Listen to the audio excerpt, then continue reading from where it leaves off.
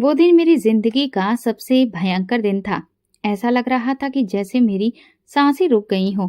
मुझे आज भी याद है वो दोपहर, आसमान पर हल्के बादल थे, धूप का खेल चल रहा था और मेरे दिल में एक अजीब सी खुशी थी। मैंने अपने पति के पसंदीदा पकवान बनाए थे। किचन से निकलकर मैंने डाइनिंग टेबल को बहुत अच्छे से सजाया था। वो ऑफिस से आने वाला था। मैंने सोचा शायद आज वो खुश हो, शायद मेरे हाथ का खाना खाकर मुस्कुराए, शायद हम दोनों कुछ वक्त साथ गुजारें। लेकिन जैसे ही दरवाजा खुला तो कयामत अंदर दाखिल हो गई। उसकी आंखों में एक अजनबियत थी, चेहरा संजीदा और माथे पर बल। मैंने धीरे से पूछा, सब ठीक तो है?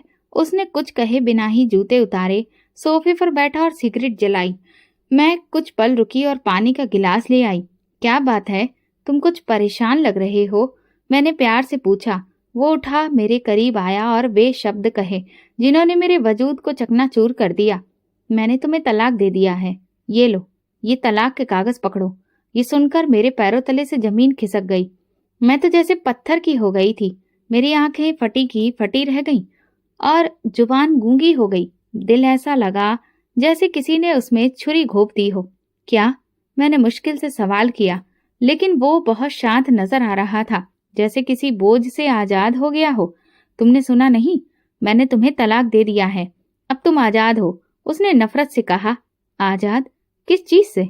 कौन सा कैद खाना था मेरा वजूद? मैंने तो तुम्हारे लिए सब कुछ छोड़ दिया, हर दुख में साथ दिया, बीमारी में तुम्हारे पैर दबाए, रातों को जागी, तुम्हारी तकलीफ को अपनी तकलीफ बनाया। आखिर मेरी गलती क्या थी? बस अब और सवाल मत करो। ये मेरा फैसला है, मेरा। एक दिन इस आसान जिंदगी को याद करोगी। उसने मेरे सवालों को नजरअंदाज करते हुए कहा। फिर उसने मेरे बाजू से मुझे पकड़ा और दरवाजे की तरफ धकेल दिया। मैं, जिसने इस घर को अपने खून पसीने से सजाया था, आज उसी की चौखट पर अजनबी बनकर खड़ी थी। मेरे हाथ में न कपड़े थे, न जेवर और ना ही पैसे। मैं सिर्फ एक टूटे हुए दिल के साथ बाहर खड़ी थी। पड़ोसन दरवाजे से झांक रही थी, कोई खिड़की से झांक रहा था। सबके चेहरों पर तमाशा देखने वालों जैसी परछाई थी, लेकिन किसी के भीतर कोई हमदर्दी नहीं थी।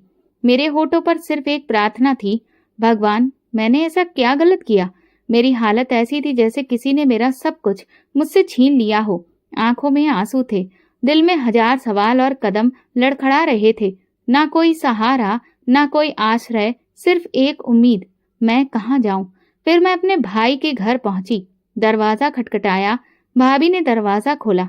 मुझे ऊपर से नीचे तक देखा, जैसे कोई बेचैन सवाल उनकी आंखों से झांक रहा हो। मेरे चेहरे पर दुख था, शरीर मिट्टी से सना और हाथ खाली। क्या हुआ? कहाँ जा रही थी इस हालत में? उन्होंने पूछा, जैसे मेरे आने से उनकी दुनिया में कोई परेशानी आ गई हो। भाभी, मुझे भाई से बात करनी है। भाई कमरे से बाहर आया, मेरी हालत देखकर कुछ पल रुका, फिर गंभीर लहजे में बोला, क्या हुआ? उन्होंने मुझे तलाक दे दिया, मैंने कहा। मेरी आंखें भर आईं, लेकिन जुबान खामोश थी। ठीक है, कुछ दिन रह लो, लेकिन ये बातें फैलाना नहीं। उनके लहजे में वो अपनापन नहीं था जो एक भाई में होना चाहिए था। चुपचाप मुझे घर में रहने दिया गया, लेकिन कुछ दिनों में ही भाभी का व्यवहार बदलने लगा। सुबह मुझे खाने के लिए रात का बचा हुआ ठंडा और बासी खाना दिया जाता। अगर मैं किचन में ताजा चाय की खुशबू भी महसूस कर लेती तो भाभी कहती, हम लोगों के लिए बनाई गई है, तुम्हें वही खाना है जो बच जाएगा। एक दिन मैं बच्चों से बात कर रही थी, उन्हें कहानी सुना रही थी, तो भाभी ने मुझे सख्ती से मना कर दिया। माधुरी, मेरे बच्चों से दूर रहो। मैं नहीं चाहती कि वे तलाकशुदा औरतों के ज्यादा करीब हों। ये सुनकर मेरा दिल जैसे किसी ने नोच लिया हो। मैं उन बच्चों को प्यार से देख रही थी, वही बच्चे जिन्हें मैंने झूले में लेटाया था, जिनके दांत निकलने पर मिठाई बनाई थी। आज उनसे बात करना भी जुर्म बन गया था। कुछ दिन बाद एक शाम जब मैं कमरे में बैठी थी, भाभी दरवाजे पर आई। चेहरे पर कठोरता थी। माधुरी, तुम्हारे आने के बाद मेरे जेवरात में से एक जोड़ा गायब हो गया है और तुम ही हो जो कमरे में आती जाती हो। मेरी आंखें हैरानी से फट गईं। भाभी, आपको मुझ पर शक है, लेकिन मैं कैसे? हाँ हाँ, तुम्हारे जैसी बेसहारा औरतें ही तो मौका तलाश करती हैं। देखो, अपने भाई को कुछ मत कहना, लेकिन अब तुम यहाँ और नहीं रह सकती। मेरे शरीर से जैसे जान निकल गई थी। मैंने भाई से बात करने की कोशिश की, लेकिन उसने भी नजरें चुरा ली। माधुरी, तुम पर इल्जाम लगा है, हम तुम्हें ज्यादा दिन नहीं रख सकते। उस रात मैंने साड़ी के पल्लू से खुद को ढांपा और एक छोटी सी चादर में अपने कपड़े लपेटकर चुपचाप उस दरवाजे को पार कर लिया। शहर की गलियां खामोश थीं, आसमान पर चांद भी अपनी धुन में खोया हुआ था और मैं एक बार फिर बेघर बेनाम हो चुकी थी। मेरे कदम मुझे उस जगह ले गए जिसे मैंने कभी दान देते हुए देखा था, अनाथ आश्रम। दरवाजे पर जाकर दस्तक दी। एक उम्रदराज औरत ने दरवाजा खोला। बेटी, तुम यहाँ इस वक्त? मैं रो पड़ी। सिर झुकाते हुए बस इतना कहा, अम्मा, कोई जगह हो तो बस 2 गज जमीन जहां मैं बैठकर सांस ले सकूं। उन्होंने मुझे गले से लगा लिया। आ जाओ बेटी, ये जगह तुम्हारे जैसी बेसहारा औरतों के लिए ही तो है। और फिर इस तरह मैं एक बार फिर एक नए दरवाजे पर पहुंच गई, मगर इस बार वो दरवाजा इंसानों का नहीं, भगवान का था। अनाथ आश्रम के कमरे में मुझे जगह मिली। खाली दीवारें, फर्श पर एक चटाई, एक पंखा और एक पुराना सा आईना। लेकिन उस कमरे में सुकून था, वो सुकून जो कई रिश्तों के साथ रहकर भी नहीं मिला था। मैंने अपना सिर जमीन पर रखा और कहा, हे भगवान, अगर मेरा वजूद बोझ है तो तुम उसे जैसी इच्छा हो उसमें बदल दो। अब मेरा नया सफर वहीं से शुरू होना था, जहां किसी को न मेरा अतीत पता था और ना ही कोई मेरा हाल जानना चाहता था। वहां सिर्फ मेरा भगवान था और मैं। अनाथ आश्रम के कमरे में पड़े एक पुराने आईने के सामने बैठी तो अपना अक्स भी मुझे अजनबी लगता। वो माधुरी कहाँ खो गई जो हंसती थी, गुनगुनाती थी, हर बात पर पति के चेहरे के भाव देखती थी। अब मेरे चेहरे पर सन्नाटा था और दिल में उदासी का एक बसेरा। वो रात बहुत खामोश थी, लेकिन मेरे अंदर तूफान उठ रहा था। कुछ यादें जोर से दरवाजा खटखटाने लगी और मैं उनकी आवाजों को दबाने की कोशिश करती रही, बिना खुद को बार बार अतीत में जाने दिए। तुम्हारे हाथों में तो जादू है माधुरी, वो मुस्कुराकर कहता था। जादू नहीं, प्यार है, मैं शर्माते हुए जवाब देती। हमारी शादी को कुछ महीने ही हुए थे और जिंदगी जैसे फूलों की सेज लगती थी। वो छोटे छोटे लम्हे जब वो थककर घर आता और मेरे हाथ की चाय मांगता, फिर वो चाय पीते हुए मेरी आंखों में झांकता रहता। मुझे लगता था मैं दुनिया की सबसे खुशनसीब औरत हूँ। फिर वक्त ने जैसे करवट बदल ली। एक दिन उसकी तबीयत खराब हो गई, बुखार, कमजोरी, थकान। हमने सोचा शायद काम का दबाव ज्यादा है, लेकिन जब वो बार बार बेहोश होने लगा तो मुझे दिल में खौफ महसूस होने लगा। शाम का वक्त था, ठंडी हवाएं खिड़कियों से झांक रही थी और आसमान जैसे किसी अनजाने गम में डूबा हुआ था। मैं अस्पताल के वेटिंग रूम में अकेली बैठी थी। हाथ में वो सफेद रंग का लिफाफा था जिसमें मेरे पति की रिपोर्ट थी। दिल जोर जोर से धड़क रहा था, जैसे वो पहले से जानता हो कि ये कागज मेरा सुकून छीन लेगा। डॉक्टर ने मुझे अंदर बुलाया, वही पुराना मेहरबान चेहरा, लेकिन आज उनकी आवाज में एक अजीब सी गंभीरता थी। देखिए मैडम, आपको हौसला रखना होगा। उसने मेरे हाथ पर हाथ रखा। क्या हुआ है इन्हें? मेरी आवाज कमजोर पड़ गई। डॉक्टर ने गहरी सांस ली और फिर वो शब्द कहे जिन्हें सुनने के बाद मेरी दुनिया रुक गई। आपके पति को ब्लड कैंसर है। मेरी आंखें खाली हो गई। मैं सुनना नहीं चाहती थी, समझना नहीं चाहती थी। सिर्फ एक ही बात मेरे मन में गूंज रही थी, कैंसर, वो भी मेरे पति को। मैंने घबराते हुए होठों से पूछा, कितने दिन बाकी हैं? डॉक्टर ने खामोशी से कहा, अगर तुरंत इलाज शुरू नहीं किया गया तो फिर वक्त बहुत कम है। मेरे कदम जैसे जमीन में धंस गए। बाहर आकर मैं दीवार से लगकर बैठ गई, दोनों हाथों से अपना मुंह छुपाए और बिन आवाज रो पड़ी। वो पल ऐसा था जब ना आंखें बोलती थी न जुबान, बस दिल चीख रहा था। जब घर पहुंची तो वो सोफे पर लेटा था, चेहरे पर कमजोरी और आंखों में वही सवाल, डॉक्टर ने क्या कहा है? मैं मुस्कुराकर जवाब दिया, बस हल्की कमजोरी है, आयरन की कमी है, दवा दी है उन्होंने, जल्दी ठीक हो जाओगे। और फिर वो निश्चिंत हो गया। मुझे वो पल याद आया जब वो मेरी तरफ देखकर हंसा था। तुम्हारे झूठ बड़े ही मीठे होते हैं। मैंने नजरें चुरा ली। मैं सच बोलने की हिम्मत ही कहाँ रखती थी। उसी रात मैंने सबसे पहले पति के बहन भाइयों से इस बारे में बात की। एक ने फोन बंद कर दिया, दूसरे ने कहा तुम खुद ही संभालो, हम लोग व्यस्त हैं। मैं हर दरवाजे पर दस्तक दे चुकी थी, उन लोगों से भीख मांगी, आंखों में आंसू लेकर हाथ फैलाए, लेकिन हर जगह एक ही जवाब मिला, हम लोग व्यस्त हैं, हमारे पास वक्त नहीं है। और फिर मैंने फैसला किया, ये जंग मैं अकेले लड़ूंगी। ये बीमारी सिर्फ मेरे पति के शरीर में नहीं थी, हमारी जिंदगी की रगों में फैल चुकी थी। लेकिन मैंने तय कर लिया था कि मैं हार नहीं मानूंगी।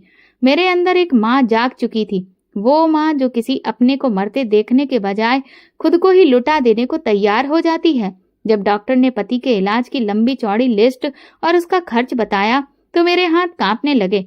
लाखों रुपए, जबकि मेरे पास तो चंद हजार भी नहीं थे, और जो कुछ था वो भला कब तक चलता। मैंने सबसे पहले अपने जेवरात निकाले। शादी के मौके पर माँ की तरफ से दिया गया वो सोने का सेट, वो छोटी सी अंगूठी जो मेरे पति ने मुझे पहले तोहफे में दी थी, और कुछ छोटी छोटी चीजें जो बरसों से मैंने संभाल कर रखी थी। उन्हें बेचने का सोचकर ही मेरी आंखों में पानी आ गया, लेकिन मैंने दिल मजबूत किया। दुकानदार ने जब जेवर तोड़कर कीमत बताई तो मेरे अंदर की औरत रो पड़ी। ये कीमत नहीं, ये मेरी यादें हैं। लेकिन उस वक्त यादों से ज्यादा मेरे पति की जिंदगी कीमती थी। फिर मैंने वो खुफिया गुल्लक खोली जो मैंने कभी अपने बच्चों के लिए संभाल कर रखी थी। बच्चे वो तो कभी हुए ही नहीं, मगर मैंने सपना जरूर देखा था। घर के पुराने सामान, कपड़े, फालतू बर्तन सब बेचने शुरू कर दिए। कोई चीज बाकी नहीं छोड़ी। कुछ दिन गुजारे, दवाएं खरीदी, टेस्ट करवाए, अस्पताल के चक्कर लगाए, लेकिन पैसे खत्म होने लगे और पति की हालत बदतर होती जा रही थी। मैं हर दरवाजे पर गई। ससुराल के लोग तो जैसे मुझे पहचानते ही नहीं थे। हमें क्या पता कि सच क्या है, झूठ क्या है। तुम तो पहले ही जज्बाती हो, हर बात बढ़ा चढ़ाकर कहती हो। जब एक बार पति की बहन ने ऐसा कहा, कैंसर तो तुम्हारे पति को है, तो हमें क्यों बताना, तो मुझे यकीन ही नहीं आया। मैंने दिल ही दिल में कहा, हाँ तो अब यकीन आएगा जब वो आंखें हमेशा के लिए बंद कर लेगा। उसकी रिपोर्ट बदतर होती जा रही थी। मैं रोज उसके पास बैठती, वो चुप रहता। चेहरे पर दर्द के साथ साथ शर्मिंदगी भी होती, जैसे वो कहना चाहता हो, मैं तुम पर बोझ बन गया हूँ। और मैं सिर्फ एक बात कहती, तुम बोझ नहीं हो, तुम मेरी प्रार्थना हो। लेकिन दिल में बेचैनी का शोर बढ़ रहा था। मैं खुद से सवाल करती, क्या मेरी मेहनत, मेरी कुर्बानी, मेरी मोहब्बत सब बेमानी हो जाएगा। मेरे हाथ में मकान की रजिस्ट्री थी, वो आखिरी चीज जो मेरे पास बची थी। माँ की वो निशानी जहाँ मेरा बचपन गुजरा, जहाँ मैं अपने खिलौनों से खेली, माँ की गोद में सोई, और जिसकी दीवारों ने मेरी हर प्रार्थना, हर आंसू, हर कहानी को सुना था। आज मैं खुद से उसका सौदा करने जा रही थी। शायद लोगों के लिए वो सिर्फ एक इमारत थी, मगर मेरे लिए वो एक पूरी दुनिया थी। और मैं वो पूरी दुनिया सिर्फ एक वजह से कुर्बान करने जा रही थी, अपने पति के लिए। रियल एस्टेट एजेंट ने कागजात देखे, कीमत लगाई और बात तय हो गई। ये फैसला सोच समझकर किया है? उसने हैरत से पूछा। हाँ, मैंने मजबूती से कहा, मगर अंदर से मेरी आत्मा भी घबरा रही थी। दिल में एक जंग चल रही थी। एक तरफ पति की बिगड़ती हालत, दूसरी तरफ वो मकान जो मेरी माँ की आखिरी निशानी थी। लेकिन जब प्यार पूजा बन जाए तो कुर्बानी भी फर्ज बन जाती है। मैंने पैसे लिए, कागजात पर दस्तखत किए, और जैसे ही वो आखिरी दस्तखत किया, मेरी आंखों से लगातार आंसू बहने लगे। मैंने दिल ही दिल में माँ से माफी मांगी। माँ, तुम नाराज मत होना, तुम्हारी बेटी ने सिर्फ अपने प्यार को बचाने की कोशिश की है। इन पैसों से मैंने तुरंत इलाज की अगली कड़ी शुरू करवा दी। महंगी दवाइयाँ, नए टेस्ट और अस्पताल के दाखिले का खर्च सब अदा कर दिया। कुछ दिनों तक उम्मीद की किरण नजर आई। पति के चेहरे पर जरा सी रंगत आई, उसकी आवाज में थोड़ी जान महसूस हुई। तुमने ये सब कैसे किया माधुरी? उसने मुझसे पूछा। बस प्रार्थना की और भगवान ने सुन ली, मैंने झूठ बोला।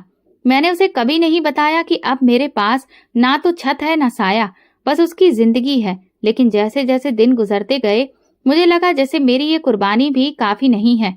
उसकी रिपोर्ट्स फिर खराब आने लगी, बुखार दोबारा बढ़ने लगा, शरीर और कमजोर होता गया। कभी किसी के लिए जीना सीखो तो पता चलता है कि मोहब्बत सिर्फ एक शब्द नहीं, कुर्बानी का दूसरा नाम है। मेरे पति की सांसें अब धीमी होने लगी थी, शरीर कमजोर, चेहरा पीला, आंखों में दर्द। लेकिन मैंने तय कर लिया था कि जब तक वो सांस ले रहा है, मैं उसकी जिंदगी का हर लम्हा सुकून से भर दूंगी। दिन रात मेरे लिए वक्त की कोई अहमियत नहीं रह गई थी।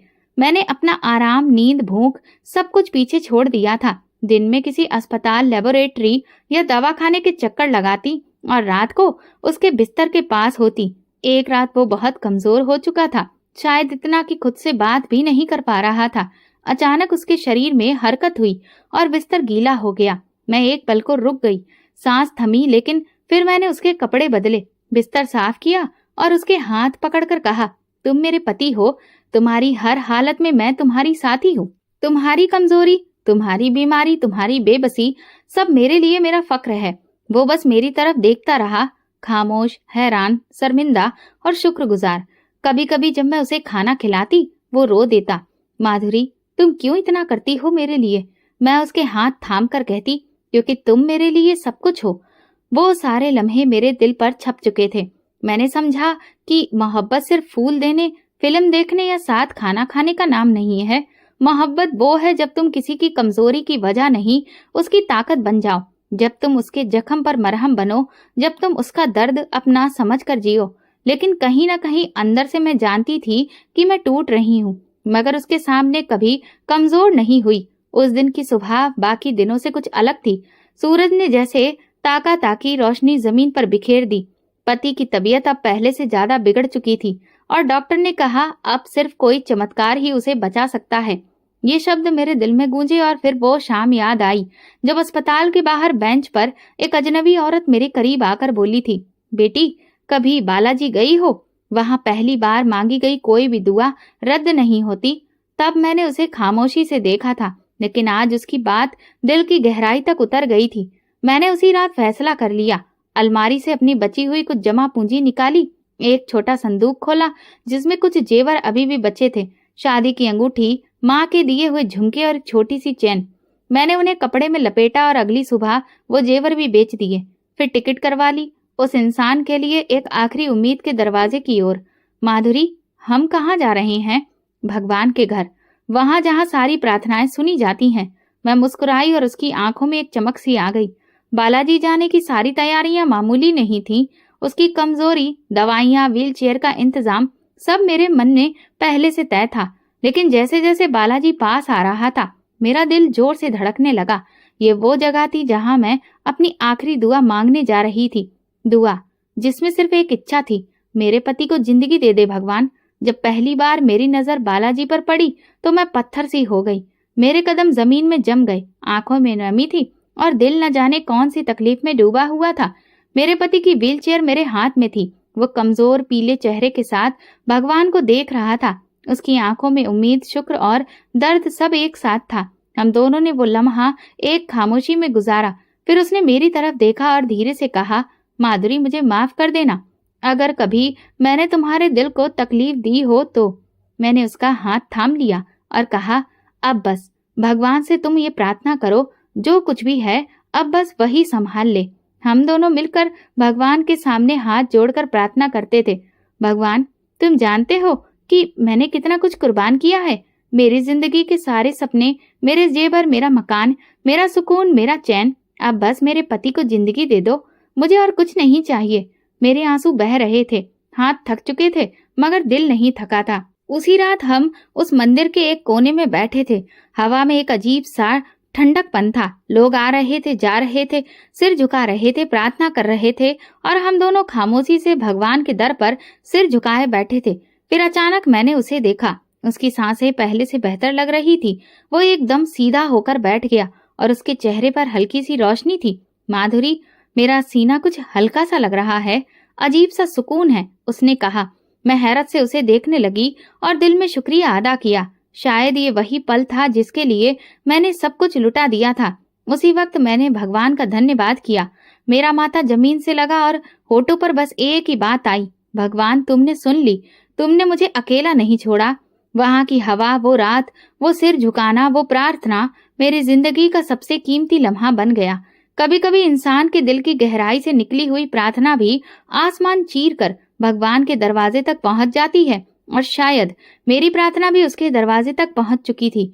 वो रात सुकून से भरी थी। सच में भगवान के घर पर नींद का भी एक अलग ही मजा होता है। प्रार्थनाओं की गूंज, पूजा पाठ की आवाज, सब कुछ एक ऐसा माहौल बनाता है जो दिल को एक अलग ही शक्ति देता है। मैं थकी हुई थी। दिन भर की थकान ने शरीर को बेहाल कर दिया था, मगर दिल को सुकून मिला था क्योंकि पति की तबीयत अब पहले से काफी बेहतर लग रही थी। मैंने उसे दवाई दी और फिर वो आराम से सो गया। फिर मैं भी बगल में चादर ओढ़कर लेट गई। रात के आखिरी पहर मेरी आंखें बंद थीं और तभी सपना आया। सपने में मैं फिर से बालाजी भगवान के आगे खड़ी थी। हर तरफ रोशनी ही रोशनी थी। मैं सिर झुकाए खड़ी थी, आंखों से आंसू बह रहे थे। अचानक एक चीखती हुई आवाज मेरे कानों में गूंजी, मैं तुम्हें तलाक दे रहा हूँ। यह आवाज किसी अजनबी की नहीं थी, ये मेरे पति की आवाज थी। मैं घबराकर उठ बैठी, सांस तेज हो गई, पसीना माथे पर जमा हो गया, दिल की धड़कन उखड़ चुकी थी। आंखें खोलकर देखा तो मेरे पति अभी तक सुकून से सो रहे थे। उनके चेहरे पर हल्की सी मुस्कुराहट थी, जैसे कि उन्होंने भी अभी अभी कोई सपना देखा हो जिसमें वो बहुत खुश थे। लेकिन मेरे दिल में खौफ ने अपना डेरा डाल लिया था। मैंने खुद से सवाल किया, ये कैसा सपना था? भगवान के घर में ऐसी आवाज क्यों सुनाई दी? क्या ये किसी आने वाले तूफान की खबर थी या फिर ये सिर्फ मेरा वहम था? उसी वक्त मैंने सोचा शायद मेरे जहन में बैठा हुआ एक खौफ है कि अगर वो ठीक हो गया तो कहीं वो मुझे छोड़ तो नहीं देगा। लेकिन फौरन मैं अपने इस ख्याल पर शर्मिंदा हो गई। नहीं, वो ऐसा नहीं कर सकता। वो तो मेरी सेवा पर खुद को शर्मिंदा महसूस करता है। रात की बाकी घड़ियां आंखों ही आंखों में गुजर गईं। सोने की कोशिश की मगर दिल बेचैन ही रहा। होठों पर बस एक ही प्रार्थना थी, हे भगवान, ये सपना कभी भी सच ना हो। या तो मुझे पहले ही इतना सब्र दे दो, और अगर ये सच हो रहा है तो तुम मेरे दिल को सुकून दो। सपना खत्म हो चुका था, मगर उसकी गूंज मेरे दिल से नहीं जा रही थी। सुबह की सूरज की पहली किरण जब बालाजी मंदिर की दीवारों से टकराई तो उस रोशनी ने मेरे दिल में एक उम्मीद की नमी सी जगा दी। रात के उस खौफनाक सपने की गूंज अब भी मेरे अंदर बाकी थी, लेकिन पति के चेहरे पर दिख रही राहत ने उसे कुछ देर के लिए धुंधला कर दिया। उसी दिन वो पहली बार अपने दम पर खुद उठकर बैठा, पानी मांगा और हल्की आवाज में कहा, माधुरी, मुझे वाकई बेहतर महसूस हो रहा है। मैंने अपनी आंखें बंद करके फिर से भगवान को धन्यवाद दिया। शायद मेरी प्रार्थना भगवान ने सुन ली थी। मेरी कुर्बानियां, जागती रातें, खाली हाथ, सच्चा जज्बा सब असर दिखा रहे थे। दिन भर हम दोनों ने प्रार्थना में ही गुजारा। आंखों से आंसू नहीं रुक रहे थे और ना ही प्रार्थनाएं। बार बार मैं यही कह रही थी, मेरे पति को पूरी तरह से ठीक कर दो भगवान, बस उसे उसकी जिंदगी वापस कर दो। अब धीरे धीरे पति की रंगत में फर्क आ रहा था और उसके हाथों में हल्की सी ताकत महसूस हो रही थी। जब हम अपने कमरे में लौटे तो उसने धीरे से कहा, माधुरी, शायद ये तुम्हारे सब्र और तुम्हारी सच्ची प्रार्थना का नतीजा है। मैंने कभी नहीं सोचा था कि इस जगह आकर मेरी सांसें बहाल होंगी। मैंने आंखों में आंसू लिए उसका हाथ पकड़ा और कहा, नहीं, ये सब ऊपर वाले की रहमत है, मैं तो सिर्फ एक जरिया थी। उसी रात मैंने फिर से भगवान का धन्यवाद दिया। फिर हमने दोबारा टेस्ट करवाने का फैसला किया और बालाजी से वापसी के लिए निकल गए। दिल में सुकून था, उम्मीद थी और बस रोशनी थी, मगर मैं नहीं जानती थी कि रोशनी के पीछे अंधेरा भी होता है। अभी सब कुछ ठीक होने लगा था। मैं समझ रही थी कि अब तो भगवान मेरी सुन रहा है, लेकिन जिंदगी के असली फैसले अभी बाकी थे। हम वहां से सीधा अस्पताल गए। डॉक्टर ने जांच की, खून के नमूने लिए और कुछ दिनों के बाद रिपोर्ट्स लेने का वक्त दिया। वो कुछ दिन मेरे लिए सदियों जितने लंबे थे। हर घंटा एक परीक्षा, हर पल एक प्रार्थना से गुजरने लगा। मेरा पति अब खुद से चलने लगा था। उसके चेहरे पर हल्की सी ताजगी, बातों में मिठास और आंखों में नई जिंदगी की झलक दिखाई दी थी। आखिरकार फिर वो दिन भी आ गया। अस्पताल की लाइन के बाहर खड़े हम दोनों की ही सांसें रुकी हुई थी। दिल की धड़कन तेज थी। डॉक्टर ने रिपोर्ट्स हाथ में ली। कुछ देर तक खामोशी से उन्हें देखा और फिर हमें अंदर बुलाया। हम अंदर गए तो मैंने अपने पति का हाथ मजबूती से थाम कर रखा था। डॉक्टर ने नजर उठाकर मुस्कुराकर कहा, मुबारक हो, कैंसर के कोई भी असर अब बाकी नहीं रहे हैं। ये शब्द मेरे कानों में जैसे रोशनी बनकर उतरे। मैं पल भर को पत्थर बन गई, जैसे कि वक्त थम गया। पति ने मेरी तरफ देखा। मैंने उनकी आंखों में नमी देखी। क्या सच में? मैंने कपकपाती आवाज में पूछा।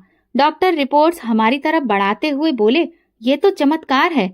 शायद ये प्रार्थनाओं का असर है, शायद ऊपर वाले की रहमत है, लेकिन आपके पति अब पूरी तरह से ठीक हो चुके हैं। मैं एक बार फिर से हाथ जोड़कर भगवान को धन्यवाद देने लगी। मेरी आंखों से आंसू बह रहे थे, लेकिन आज ये आंसू दुख के नहीं, खुशी के थे, सुकून के थे। पति ने मेरा हाथ थामकर धीरे से कहा, माधुरी, तुमने मेरे लिए जो कुछ किया मैं कभी भूल नहीं सकता। तुमने मुझे नई जिंदगी दी है। मैंने मुस्कुराकर जवाब दिया, नहीं, तुम्हारी जिंदगी मेरे लिए सब कुछ थी जो भगवान ने मुझे लौटा दी है। वो पल हमारी जिंदगी का सबसे खुशगवार लम्हा था। सब कुछ जैसे ठीक हो गया था। हर अंधेरा पीछे रह गया और हम रोशनी की तरफ बढ़ने लगे। लेकिन मुझे क्या खबर थी कि कुछ कहानियां खत्म होने से पहले एक नया मोड़ लेती हैं। मेरी जिंदगी अब संभल रही थी। पति अब पूरी तरह से सेहतमंद था। हमने घर वापसी की और दिल से मैं चाहती थी कि अब हम दोनों एक नई जिंदगी की शुरुआत करें, जो सिर्फ सुकून, शुक्र और मोहब्बत से भरी हो। मैं हर सुबह उसके लिए नाश्ता बनाती, हर शाम उसके साथ चाय पीती और रात को उसके बगल में सोती, दिल से भगवान का धन्यवाद करती। फिर एक दिन वो रोज की तरह बहुत ज्यादा खामोश था, ना आंखों में चमक, ना होठों पर मुस्कुराहट। मैंने सोचा शायद वो थका हुआ होगा, लेकिन रात को जो वो कमरे में आया, उसके चेहरे पर कुछ अजीब था, जैसे कि वो कोई बहुत बड़ा फैसला कर चुका हो। माधुरी, मुझे तुमसे बात करनी है। और फिर उसने मेरी तरफ देखे बिना मेरे हाथ में तलाक के कागज थमा दिए। मेरे हाथों में पानी का गिलास था जो गिर गया, सांसें थम गईं। मैंने उसे कहा, लेकिन ऐसा क्यों? मेरी आवाज चीख में बदल गई। मैंने तुम्हारे लिए सब कुछ किया, अपनी नींद, अपना पैसा, अपनी इज्जत, अपने सपने, सब कुछ। तुम्हें नई जिंदगी देने के लिए मैं लुट गई थी। तुम्हें मौत के मुंह से मैं खींच कर ले आई, और अब तुम मुझे तलाक दे रहे हो। चुप रहो। क्या कोई और औरत है? क्या मैं तुम्हें बोझ लगने लगी हूँ? क्या मेरी कुर्बानियों की कोई कीमत नहीं बची?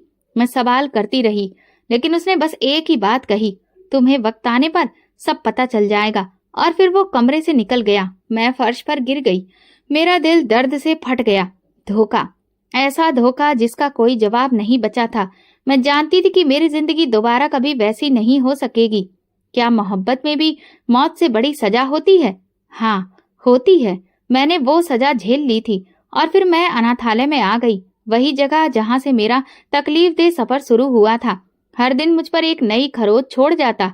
उन दिनों मैंने किसी से बात करती थी, न रो सकती थी। आंखें जैसे पत्थर हो गई थी, आंसू सूख गए थे, अजीब सा सन्नाटा था। फिर एक दिन अनाथालय के इंचार्ज अनुराग सर ने मुझे अपने दफ्तर में बुलाया। माधुरी बेटा, तुमने जिंदगी में बहुत दुख झेले हैं। हम सब चाहते हैं कि तुम्हें एक नई जिंदगी मिले, एक रिश्ता आया है, अगर तुम चाहो तो। मैं खामोशी से उनकी बात सुनती रही।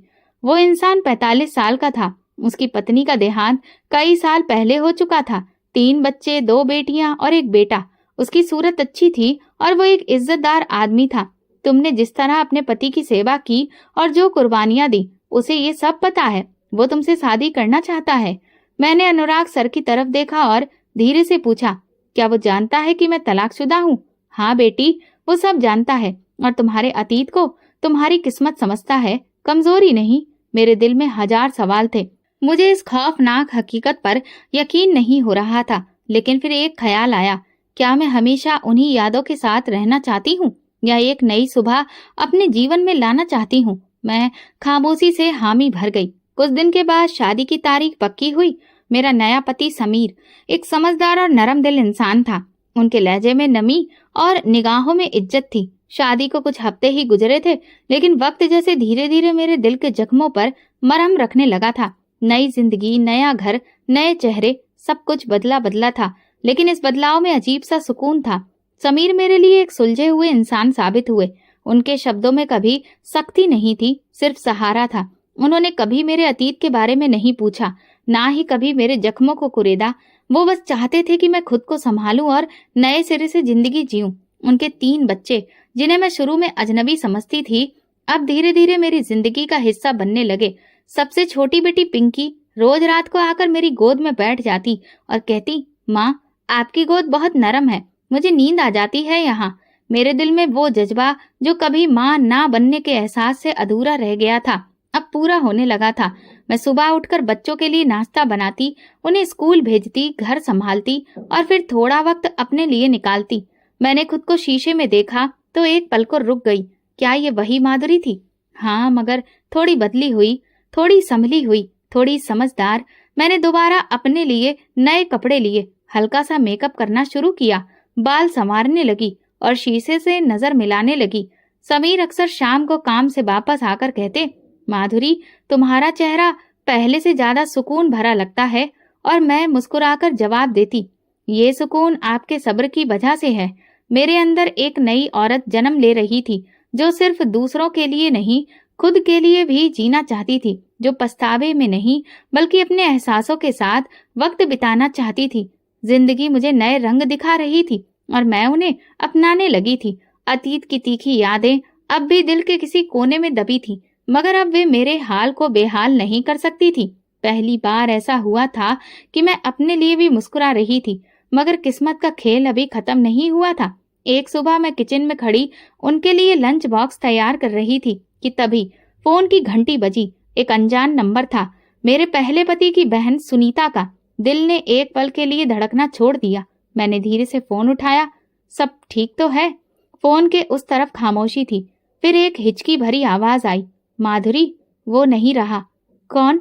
मेरी आवाज कांपने लगी। भाई, वो एक्सीडेंट में। और ऐन मौके पर ही मेरे हाथों से मोबाइल गिर गया। पूरा शरीर जैसे बेजान हो गया। मैं कुर्सी पर बैठ गई। दिल की धड़कन बेकाबू हो चुकी थी। आंखों में नमी, दिमाग में धुंध और कानों में सिर्फ वही शब्द बार बार गूंज रहे थे, वो नहीं रहा। मेरे पहले पति की मौत की खबर सुनकर मेरी आत्मा जैसे थम सी गई। जिसे मैंने मरने से बचाया था, वो एक हादसे में चंद लम्हों में इस दुनिया को छोड़ गया। जिसके लिए मैंने हर चौखट पर माथा टेका, वो कुछ ही पलों में मिट्टी में दफन हो गया। दिल से एक आह निकली और सांस उखड़ सी गई। समीर। मैं भागती हुई उसके पास गई। क्या हुआ माधुरी? उसने पूछा। मैं बड़ी मुश्किल से बोली, मेरे पहले पति मर गए। वो कुछ पल खामोश खड़ा रहा, फिर मेरे कंधे पर हाथ रखते हुए बोला, भगवान उसकी आत्मा को शांति दे। तुम अगर जाना चाहो तो मैं तुम्हें ले चलता हूँ। मैंने आंखें बंद कर सिर हिलाया। ये एक ऐसा रास्ता था जो मुझे अंदर से तोड़ रहा था। एक सवाल, एक गुस्सा, आखिर उसने मुझे छोड़ा क्यों था? और अब वो सवाल हमेशा के लिए मेरे दिल में रह जाने वाला था, क्योंकि जवाब देने वाला अब इस दुनिया में ही नहीं था। अगली सुबह मैं उसकी अंतिम विदाई में पहुंची। उसकी बहन सुनीता मुझे देखते ही गले लग गई। भाभी, उसने आखिरी वक्त में आपको याद किया। मेरे कदमों तले से जमीन खिसक गई। मैं चुपचाप उसके पास बैठ गई। आंखों से आंसू बह रहे थे और होठों पर बस यही शब्द थे, मैं तुम्हारी खामोशी जीते जी भी नहीं समझ पाई। मरने के बाद क्या फायदा? उसके जाने के बाद का पल शायद किसी और के लिए आम हो, लेकिन मेरे लिए वो लम्हा पूरी जिंदगी का खुलासा था। मैं अब भी उसी जगह बैठी थी और आंखों से बहते आंसू अब थम चुके थे। दिल में एक अजीब सी चुभन थी जो शायद किसी शब्द से बयां नहीं हो सकती थी। सुनीता मेरे पास आई। उसकी आंखें लाल थीं। उसके हाथ में एक पुराना लिफाफा था जिस पर मेरा नाम लिखा था। ये भाई ने कुछ दिन पहले मुझे दिया था। वो बोली, कहा था अगर उन्हें कुछ हो जाए तो ये तुम्हें दे देना। मेरे दिल की धड़कनें थम सी गईं। मैंने कांपते हाथों से लिफाफा खोला और उसे अपने करीब रखा, जैसे उसमें उसके प्राण बंद हों। जब सब लोग जा चुके थे और शमशान घाट भी सन्नाटे में डूब चुका था, मैं खामोशी से वो लिफाफा खोलकर चिट्ठी पढ़ने लगी। माधुरी, जब जब तुम ये चिट्ठी पढ़ रही होगी, मैं इस दुनिया में नहीं रहूंगा। तुम्हें शायद लगता होगा कि मैंने तुम्हें धोखा दिया, तुम्हारे साथ बेवफाई की, लेकिन सच्चाई कुछ और थी। एक ऐसी सच्चाई जो मैं तुम्हें कहकर छोड़ना नहीं चाहता था। जिस रात तुमने तलाक का सपना देखा था, उसी रात मैंने भी एक सपना देखा था। मैंने देखा कि मेरी जिंदगी के बस कुछ महीने ही बाकी हैं। मेरी मौत का वक्त तय हो चुका है। डॉक्टर ने तो कहा था कि मैं बच गया हूँ, लेकिन दिल जानता था कि ये सेहत कुछ समय की है। मेरी आंखों से आंसू बहने लगे।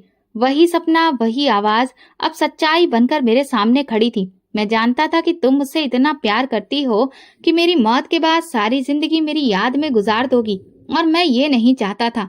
मैं चाहता था कि तुम आगे बढ़ो, खुश रहो, एक संपूर्ण जिंदगी जियो। इसलिए मैंने तुम्हें तलाक दिया, ताकि तुम्हारी जिंदगी एक बंद दरवाजे में कैद ना रहे। माधुरी, मेरी जिंदगी की सबसे बड़ी प्रार्थना तुम थी, और मैं तुम्हें आजाद करके खुद को भगवान के हवाले कर देना चाहता था। चिट्ठी यहीं खत्म हो गई, लेकिन मेरे अंदर की खामोशी चीख पड़ी। मैं वो चिट्ठी सीने से लगाकर फूट फूट कर रो पड़ी। अब मुझे सब कुछ समझ आ चुका था।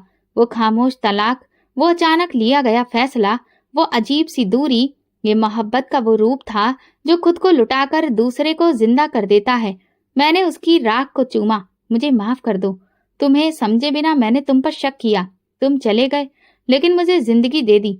अब मेरे अंदर सिर्फ शुक्र था, और वो मोहब्बत का एहसास जो शब्दों से नहीं बलिदान से साबित होता है। चिट्ठी पढ़ने के बाद मेरी रातें जागते सपनों से भर गईं। हर शब्द मेरे मन में गूंजता रहा जो उसने अपनी मौत से पहले लिखा था। दिल जैसे बीच में झूल रहा था। एक तरफ उसकी बेमिसाल मोहब्बत, दूसरी तरफ उसकी जुदाई जो मेरी सहन शक्ति से बाहर थी। मैं दोबारा सुनीता के पास गई। वो भी सदमे में थी, लेकिन मेरे चेहरे पर कुछ ऐसा था कि उसने तुरंत पहचान लिया। मैं कुछ जानना चाहती हूँ सुनीता, क्या तुम्हें उसके सपने के बारे में कुछ पता था? मैंने नरमी से पूछा। उसने मना किया था कि तुम्हें कुछ ना बताएं। वो तुम्हें तकलीफ में नहीं देखना चाहता था। उसने सपने में क्या देखा था? मेरी आवाज धीमी लेकिन मजबूत थी। सुनीता ने आह भरी आंखों में आंसू लिए बोली, उसी रात जब तुम दोनों वहीं सो रहे थे, वो घबराकर उठ बैठा, पसीने में भीगा हुआ, सांसें तेज।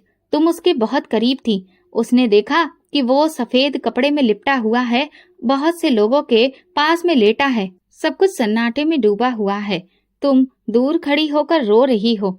उसे किसी की आवाज सुनाई दी, तुम्हारा वक्त करीब है, अपने आखिरी वक्त में प्रार्थना कर लो। उसने कहा, अब मैं बस माधुरी के लिए मांगता हूँ कि वो मेरी जिंदगी से आजाद हो जाए और किसी और के साथ खुश रहे। वो नहीं चाहता था कि उसकी मौत तुम्हें कैद कर दे। मैं फूट फूट कर रो पड़ी।